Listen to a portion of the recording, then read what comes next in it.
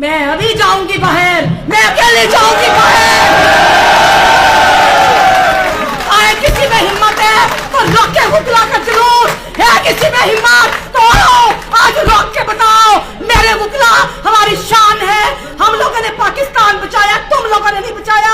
हमारी कुर्बानियां हैं, हमारा खून है इस मुल्क के अंदर। तो आज हम निकलेंगे, हम अपना प्रोटेस्ट करेंगे कि जो बुकला के साथ हो रहा है वो किसी सूरत हमें बर्दाश्त नहीं। इसके ऊपर हमने परसों लाहौर हाई कोर्ट की कैबिनेट ने chief justice Lahore high court से मुलाकात की और उनसे मुलाकात के दौरान अब मैं आपको बिल्कुल साफ और क्लियर बात बताऊंगी।